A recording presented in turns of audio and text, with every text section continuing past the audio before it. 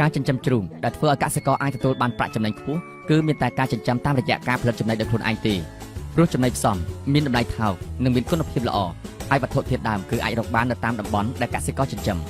ដូច្នេះដើម្បីផលិតចំណីផ្សំមានរូបមន្តពីរយ៉ាងសំខាន់គឺរូបមន្តផ្សំចំណីសម្រាប់កូនជ្រូកចាប់ពីចេះស៊ីរហូតដល់ទម្ងន់20គីឡូក្រាមនិងរូបមន្តផ្សំចំណីសម្រាប់កូនជ្រូកទម្ងន់20គីឡូក្រាមរហូតដល់លក់ចំណីកូនជ្រូកដែលកសិករផលិតខ្លួនឯងនេះមានប្រូតេអ៊ីន20%ចំណីនេះមានទម្រង់ជាម្សៅនិងអាចស្តុកបានរយៈពេល2ខែពេលកាន់ចំណីកូនជ្រូកកសិករគួរប្រើកញ្ច្រែងមានរន្ធទំហំ1មីលីម៉ែត្រឬកាន់2ដងបើប្រើកញ្ច្រែងមានរន្ធទំហំ2មីលីម៉ែត្រនៅពេលកាន់ត្រូវលាយបញ្ចូលគ្នាជាមួយនឹងចុងអង្ករប្រេងសណ្ដែកនិងកាកសណ្ដែកសៀងរួចទើបលាយជាមួយម្សៅត្រីនិងប៉ះមិចដែលម៉ត់ស្រាប់រូបមន្តផ្សំចំណីសម្រាប់កូនជ្រូកចាប់ពីចេះស៊ីរហូតទម្ងន់20គីឡូក្រាម 1. ចុងអង្ករ 55% 2. ម្សៅត្រី 5% 3. ម្សៅ AP 300 7% 4. កាកសណ្ដែកសៀងឬកន្ទក់សៀង 15% 5. ម្សៅទឹកដោះគោ 10% 6. ប្រេងឆា 3% 7. បាសមិចកូនជ្រូក 5% ចំពោះរូបមន្តចំណីផ្សំសម្រាប់ជ្រូកសាច់ទម្ងន់ពី20គីឡូក្រាមរហូតដល់លក់យើងអាចបែងចែកជាពីរប្រភេទគឺសម្រាប់ជ្រូកពី20គីឡូក្រាមរហូតដល់60គីឡូក្រាមនិងពី60គីឡូក្រាមរហូតដល់លក់ក្នុងករណីគ្មានមើមដំឡូងមីកសិករអាចប្រើចុងអង្ករឬពោតជំនួសបានរូបមន្តផ្សំចំណីសម្រាប់កូនជ្រូកចាប់ពីចេះស៊ីរហូតទម្ងន់20គីឡូក្រាម 1. ចុងអង្ករឬពោតក្រហម 37% 2. កន្ទក់ 25% 3. ម្សៅត្រី 4% 4. ម្សៅ AP 300 7% 5. កន្ទក់សណ្ដែកសៀង 20% 6. កន្ទក់សណ្ដែកបាយ 5% 7. ខ្លាញ់ត្រីឬប្រេងឆា 2% 8. សំបកងាវ 1% 9. ប្រេមិញ 0.50% 10. អង់ស៊ីម 0.20% 11. ថ្នាំការពាររាគ 0.30% សរុប 102% រូបមន្តផ្សំចំណីសម្រាប់ជ្រូកសាច់ជ្រូកទម្ងន់ពី60គីឡូក្រាមរហូតដល់លក់ 1. ចុងអង្ករឬពោតក្រហម 42% 2. កន្ទក់ 30%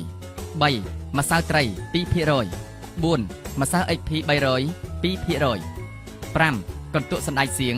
18% 6. កន្ទក់សណ្ដែកបាយ 5% 7. ខ្លាញ់ត្រីឬប្រេងឆា 2% 8. សំបកងាវ 1% 9. ប្រេមិញ 0.25% 10. អង់ស៊ីម 0.10% រូបមន្តចំណីផ្សំសម្រាប់ជ្រូកមេផើម 1. ចុងអង្ករឬពោតក្រហម 20% 2. មើមដំឡូងមី 19% 3. កន្ទក់ 35% 4. ម្សៅត្រី 2% 5. ក្បាលបង្គា 2% 6. ម្សៅ AP 300 7. កន្ទក់សណ្ដែកសៀង 10% 8. កន្ទក់សណ្ដែកបាយ 12% 9. ខ្លាញ់ត្រីឬប្រេងឆា 1% 10. សំបកងាវ 1% 11. ប្រេមិច 0.25% សរុប 102% រូបមន្តចំណីផ្សំសម្រាប់ជ្រូកមេបំអើកូន 1. ចុងអង្ករឬពោតក្រហម 17% 2. មើមដំឡូងមី 21% 3. កន្ទក់ 30% 4. ម្សៅត្រី 4% 5. ក្បាលបង្គាដក 6. ម្សៅ AP 300 3% 7. កន្ទក់សណ្ដែកសៀង 15% 8. កន្ទក់សណ្ដែកបាយ 10% 9. ខ្លាញ់ត្រីឬប្រេងឆា 1% 10. សំបកងាវ 1% 11. ប្រេមិច 0.25% សរុប 102% ការផលិតចំណីខ្លួនឯងហើយនឹងយើងទិញចំណីគេវាសំខាន់ទី1គឺយើងអាចធ្វើតាមចំណីយើងធ្វើតាមតម្លៃជ្រូកកាលណាជ្រូកយើងធ្លាក់ថ្លៃយើងផលិតវាតាមតម្រូវការរបស់វាហើយបើជ្រូកយើងមានតម្លៃល្អយើងផលិតតាមតម្លៃល្អហើយជ្រូកកាលណាផលិតចំណីស៊ីចំណីរបស់យើងខ្លួនឯងហើយនឹងចំណីទីផ្សារគឺខុសគ្នាឆ្ងាយយ៉ាងតិចក៏30ទៅ40%ដែរព្រោះចំណីទីផ្សារវាឡើងចុះតាមតម្លៃជ្រូកតែចំណីរបស់យើងវាយើងផលិតប៉ុណ្ណាគឺនៅប៉ុណ្ណឹងរហូតវាមិនអាចឡើងតាមតម្លៃជ្រូកទេអញ្ចឹងបើជ្រូកឡើងថ្លៃយើងអាចចំណេញបានច្រើនតែបើជ្រូកចុះថោកយើងអត់មានខាតទេយើងមិនបានអីក៏យើងរួចខ្លួនដែរអាហ្នឹងវាចុះខ្លាំងតែបើចុះល្មមយើងនៅតែចំណេញរហូតហ្នឹងព្រោះចំណីខ្លួនយើងផលិតទៅយើងដឹងថាតម្លៃជ្រូកឡើងចុះយើងផលិតតាមរបៀបចំណីយើង មេចំណីជាប្រភេទចំណីមានប្រូតេអ៊ីនដែលគេអាចយកមកលាយជាមួយចុងអង្ករពោតកន្ទក់ឬបាយស្រាជាដើមគេមិនអាចផ្ដល់មេចំណីសុទ្ធឲ្យជ្រូកស៊ីបានទេព្រោះវាបណ្ដាលឲ្យរាសមាសធាតុផ្សំក្នុងមេចំណីសុទ្ធសឹងជាមុខចំណីផ្ដល់ប្រូតេអ៊ីនគេប្រើវាក្នុងកម្រិតពី 20% ទៅ 30% តាមដំណាក់កាលរបស់ជ្រូកគេអាចប្រើមេចំណីលាយសម្រាប់ជ្រូកសាច់ជ្រូកមេផើមនិងជ្រូកមេបម្រើកូនការប្រើមេចំណីមកលាយឲ្យជ្រូកស៊ីព្រោះវាមានប្រូតេអ៊ីនខ្ពស់និងមានតម្លៃថោកជាងចំណីសម្រាញ់រូបមន្តផ្សំមេចំណី 1. ម្សៅត្រី 17% 2. ក្បាលបង្គា 9% 3. ម្សៅ HP 300 15% 4. កន្ទក់សណ្តែកសៀង 44% 5. កន្ទក់សណ្តែកបាយ 10% 6. ខ្លាញ់ត្រីឬប្រេងឆា 3% 7. សំបកងាវ 3% 8. ប្រេមិច 0.75% 9. វីតាមីន 0.30% 10. អង់ស៊ីម 0.30% សរុប 102%បាទតាពិតមុខចំណីមួយយើងត្រូវដឹងពីកម្រិតប្រូតេអ៊ីនរបស់វាដែលសំខាន់បំផុតណាបាទទី2គឺធម្មពលប៉ុន្តែធម្មពលគឺបន្តបន្សំជាទូទៅគេច្រើនទៅវិភាគទៅលើកម្រិតប្រូតេអ៊ីនយ៉ាងហើយបានក្រុងចំណីគឺគេរំលឹកប្រូតេអ៊ីនប្រមាណភាគរយណាបាទដូចគឺផ្សំចំណីហ្នឹងជាទូទៅបើយើងជាទូទៅយើងផ្សំចំណីពពួកធម្មពលហ្នឹងប្រហែលជា 70% ឬ 80% ណាបាទប្រូតេអ៊ីនប្រហែល 20 ចន្លោះ 20% ហ្នឹងបាទក្រៅហ្នឹងគឺពួកវីតាមីនសារធាតុដែរតែឡែកក្នុងរូបមន្តចំណីរបស់យើងផ្សំនោះចុងកគឺពពួកផ្ដល់ធម្មពលហើយជាទូទីរបស់វាហ្នឹងគឺសម្រាប់ធ្វើចលនាសម្រាប់បំលែងសារធាតុក្នុងខ្លួនវាណាបាទហើយមួយទៀតប្រូតេអ៊ីនដូចជាពួកម្សៅត្រីមួយម្សៅ HP មួយកាដៃទៀតគឺជំរុញការលូតលាស់ពីព្រោះសរីរាង្គរបស់ដែលលូតលាស់បានវាត្រូវការប្រូតេអ៊ីនណាអញ្ចឹងទូទីទី2ទី1វាផ្ដល់ធម្មពលកម្ដៅខ្លួនសត្វហើយទៀតធ្វើស្បែកនឹងរួមភ្លឺរលោងល្អ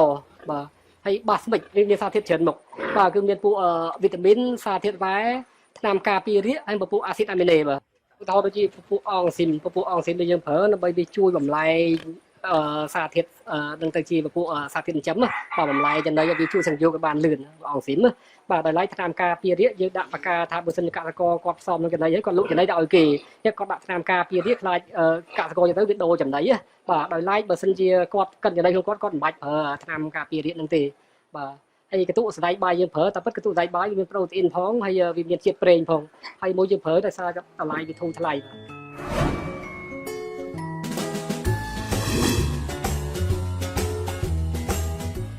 កសិករចិញ្ចឹមជ្រូកដែលឲ្យចំណីផ្សំតាមរូបមន្តត្រឹមត្រូវអាចលក់ជ្រូកបានក្នុងរយៈពេល4ខែទៅ4ខែកន្លះដោយបានទម្ងន់ពី90គីឡូក្រាមទៅ100គីឡូក្រាមជ្រូកមួយក្បាលស៊ីចំណីពី300គីឡូក្រាមទៅ400គីឡូក្រាមចំណីផលិតខ្លួនឯងដែលផ្សំរួចមានតម្លៃថោកជាងចំណីឧស្សាហកម្មប្រហែលជា 30% ការផលិតចំណីសត្វដោយខ្លួនឯងបានផ្ដល់ប្រយោជន៍ផ្ទាល់ដល់អ្នកចិញ្ចឹមសត្វនិងមកផ្ដល់ដល់កសិករដាំដំណាំផ្សេងទៀតទៅក្នុងប្រទេសកម្ពុជាសម្បូរវត្ថុធាតុដើមច្រើនដែលយើងអាចយកមកធ្វើជាចំណីសត្វបានប៉ុន្តែភាគច្រើនដោយសារអត់មានអ្នកធ្វើដោយសារគាត់មិនដឹងពីបច្ចេកទេសផ្សំឬមុខចំណីខ្លះទៅត្រូវយកមកធ្វើជាចំណីសត្វបើយើងគិតជាក់ស្ដែងបើសិនជាគាត់ផ្សំចំណីសត្វដល់ខ្លួនឯងចំណីជ្រូកខ្លួនឯងហ្នឹងតម្លៃដែលគាត់ផ្សំហើយគឺថោកជាង 30% នៃចំណីឧស្សាហកម្មបាននៅក្នុង1គីឡូគឺថោកជាងចំណីដែលគាត់ទិញពីផ្សារមកប្រហែលជា500ទៅ600រៀលក្នុង1គីឡូបាទហើយយើងគិតទៅជ្រូកសាច់មួយក្បាលពីចេះស៊ីរហូតដល់លក់វាស៊ីចំណីអស់ប្រហែលជា300ទៅ350គីឡូដូច្នេះបើសិនជា1គីឡូខុសគ្នា500ទៅ600រៀលបានន័យថាបើគាត់ផ្សំចំណីក្នុងគាត់ហ្នឹងគឺមួយក្បាលគាត់អាចចំណេញបាន150000រៀល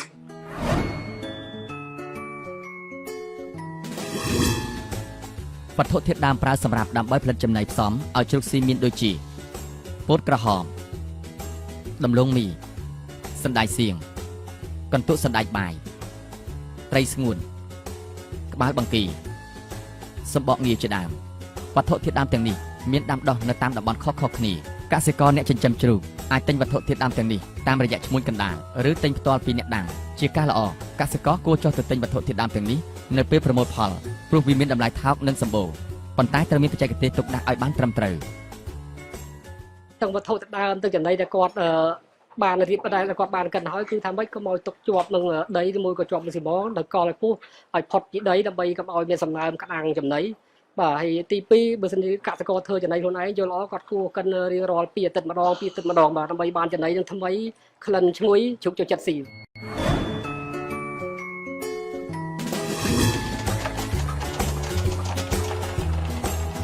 អ្នកផលិតចំណីសត្វគួរប្រើប្រភេទម៉ាស៊ីនម៉ាស៊ូនដែលមានកម្លាំងសេះ22សេះឡើងទៅផលិតនៅប្រទេសចិនប៉ុន្តែដើម្បីឲ្យកាន់តែប្រសើរ គួរប្រើម៉ាស៊ីនដែលមានកម្លាំង24សេសព្រោះវាកាន់បានលឿននិងអាចប្រើវាបូមទឹកទន្ទឹមពេលកាន់ចំណីបានដែរត្រូវមានត្បាល់កិនដែលមានកាំបិតចំនួន24ភ្ជាប់ជាមួយនឹងប្រើកញ្ច្រែងមានទំហំរុន2លីម៉ាស៊ីនប្រភេទនេះអាចកាន់ចំណីបានពី500គីឡូក្រាមទៅ600គីឡូក្រាមក្នុង1ម៉ោងកាលណាចំណីគ្រឿងពេងធ្វើឲ្យការរំលាយអាហារមិនអស់ហើយបើម៉ត់ពេងធ្វើឲ្យជ្រូកឆ្លក់ពុំសូវចូលចិត្តស៊ីអាហារការដំឡើងម៉ាស៊ីនគួរចាក់ជើងវាឲ្យជាប់នឹងសាបេតុងជៀសវាងការរង្គើបើមានតម្រូវការកិនច្រើនអ្នកផលិតចំណីសัตว์គួររៀបតបជាប់ពីងតឹងជាមួយម៉ាស៊ីនកុំឲ្យក្តៅម៉ាស៊ីននៅពេលកិនយូរ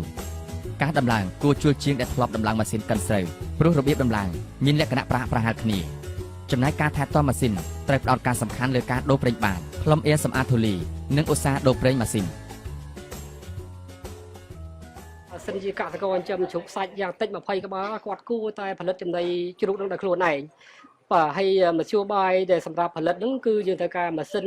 បោះចិនហ្នឹងបាទម៉ាស៊ីនទំហំ24សេសគឺបានហើយបាទតែកសិករខ្លះក៏អាចប្រើតែ8 10សេស22សេសតែបើយកល្អយកម៉ាស៊ីនដែលមានទំហំ24សេសត្បាល់របស់វៀតណាមទំហំ24កាបិតហ្នឹងហើយមកកាផ្លេវាតម្លៃប្រហែលជា$500ទៅ$600អាស្រ័យទៅតាមប្រភេទម៉ាស៊ីនបាទហើយវត្ថុទៅដើមគឺប៉ុណ្ណឹងគឺគាត់អាចម៉ាស៊ីននេះគាត់មានត្រឹម1លាននេះគាត់អាចចាប់ដើមផលិតវត្ថុទៅដើមមកជួគាត់ស៊ីជាបន្តម៉ាស៊ីននេះគឺយើងប្រើបានរយៈពេលយូរបានរហូតដល់5-6ឆ្នាំអាស្រ័យលើការថែទាំរបស់យើងបាទដើម្បីគ្រប់គ្រងផលិតកម្មចំណីជ្រូកទទួលបានជោគជ័យអ្នកផលិតត្រូវគិតគូរនៅចំណុចសំខាន់មានដូចជាទុនត្រូវមានទុនសម្រាប់ទិញវត្ថុធាតុដើមស្តុកទុកគួរទិញវត្ថុធាតុដើមនៅពេលប្រមូលផលព្រោះមានតម្លៃថោកនិងមានបរិមាណច្រើនងាយស្រួលរកទិញកំណត់ត្រាចំណូលចំណាយត្រូវកត់ត្រាចំណូលចំណាយក្នុងដំណើរការផលិតកម្មជាប្រចាំគេអាចកត់ត្រា1ខែម្ដងឬ3ខែម្ដងដើម្បីដឹងថាការផលិតចំណីនេះទទួលបានប្រាក់ចំណេញប៉ុន្មាននិងដឹងអំពីបរិមាណស្តុកដែលនៅសល់ដំណើរការផលិតកម្មការផលិតចំណីសัตว์មានដំណើរការល្អទាមទារឲ្យម្ចាស់ម៉ាស៊ីនមានទឹកចិត្តមោះមុតលះបង់កម្លាំងនិងចំណាយពេលវេលាចាត់ចែងឲ្យបានទាន់ពេលវេលាត្រូវរក្សារូបមន្តឲ្យបានថេរឬវត្ថុធាតុដើមស្ងួននិងមិនត្រូវផ្លាស់ប្ដូរធាតុផ្សំចំណីផ្សព្វផ្សាយលទ្ធផលដល់អ្នកចិញ្ចឹមផ្សេងម្ចាស់ម៉ាស៊ីនគួរចិញ្ចឹមជ្រូកខ្លួនឯងដើម្បីបត់ពិសោធន៍មើលនិងបង្ហាញលទ្ធផលដល់អ្នកចិញ្ចឹមផ្សេងទៀតពេលចិញ្ចឹមគួរកត់ត្រាឲ្យបានច្បាស់លាស់អំពីបរិមាណចំណីដែលឲ្យជ្រូកស៊ីតាំងពីពេលចាប់ផ្ដើមរហូតដល់លក់និងចំណូលចំណាយលើការចិញ្ចឹមជ្រូកចាកាលពីដំបូងមកខ្ញុំចិញ្ចឹមជ្រូក5ក្បាលពេលដែលខ្ញុំផលិតចំណីនឹងហើយជ្រូកខ្ញុំឡើងដល់40ក្បាលក្នុងមួយក្បាលបើសិនជាលក់ចេញទៅយើងអាចចំណេញបានពី150000ទៅ200000ខ្ញុំអាចចែកម្លែកបទពិសោធន៍ធ្វើចំណីនឹងដល់កសិករផ្សេងទៀតបើសិនជាគាត់ចាប់អារម្មណ៍ក្នុងការចិញ្ចឹមជ្រូកដូចខ្ញុំគាត់អាចតាក់ទងមកខ្ញុំតាមលេខទូរស័ព្ទ0888327